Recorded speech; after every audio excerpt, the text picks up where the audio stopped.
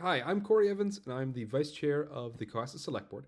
And this video is going to be about the two zoning bylaw changes that are coming up, that are on the warrant for special town meeting, which is happening on December 13th at 7 p.m. in the Cohasset High School. So let's get into it. The first one is Article 6, which is titled Changes to the Residential Zoning Definitions. And that's a pretty generic title, but that's really what it is. It changes some ways we define things. And to be specific, it addresses some of the issues we have when it comes to private ways and shared driveways.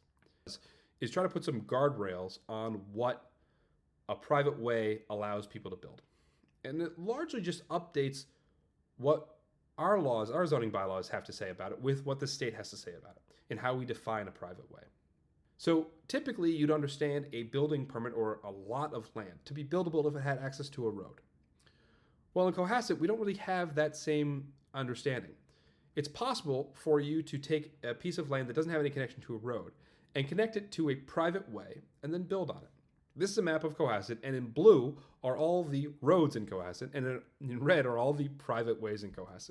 So you can see that the development in Cohasset has a rich history of private ways. This presents a lot of challenges. The first one is for safety. Private ways need to be maintained. They're not maintained by the town. They're maintained by the people that are on the private way. And it can present problems for emergency services, getting a fire truck up the road.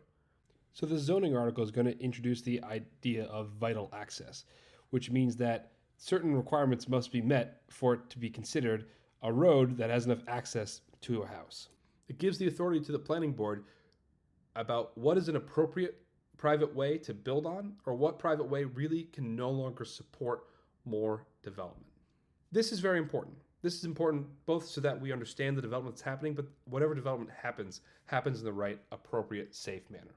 It also gives some protection, as I mentioned earlier, to people that are on private ways or back up to undeveloped properties, with an understanding that someone can't just build a shared driveway to get around another piece of property to develop in their backyard. Or maybe you're already on a private way and there's not enough room for people to go back and forth. So if there are another 10 or 15 houses added to that private way, maybe it makes just getting to your home more challenging. As with any zoning bylaw, this does not backdate. So if you already have a home on a private way, or you already have a permit for building something in a private way, this doesn't apply to you. Zoning bylaw changes are only for the future. So it should have no impact whatsoever on residents that already live here. It should really only benefit them. And it should slow down and at least, again, put some consideration into how we develop multiple properties when they're not actually connected to a road.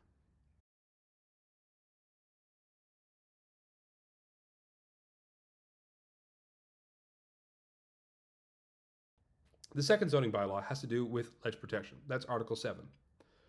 This town, Cohasset, is unique in how beautiful the topography is. A lot of that comes to the fact that we are a rocky coast. Cohasset, it's a land of rocks. Homes in town have these big, beautiful ledge pieces right in the yard. This is different than like Scituate. Scituate has sand hills. That's largely a soft ground. It's very it doesn't have that ledge base that Cohasset does. It gives us our beauty. But what we've seen recently, as properties have increased in value, we've seen a lot of these beautiful natural features be removed. Now, if you're building a home and there's ledge on it and your home is going on that ledge, or the ledge needs to be moved for you to finish your home, this really doesn't apply. And I say that because there's a specific exemption for purposes of building a sewer system, other utilities, driveway, provided, of course, that the amount that you're removing is in line with what you're building. But it says largely outside of the required removals, we value ledge. So you can't just remove it because you want to. This is part of our natural beauty. And just like we protect trees, it's time for us to also protect ledge. Okay, that's the two zoning articles. I hope it made sense. I hope I helped make sense of them for you.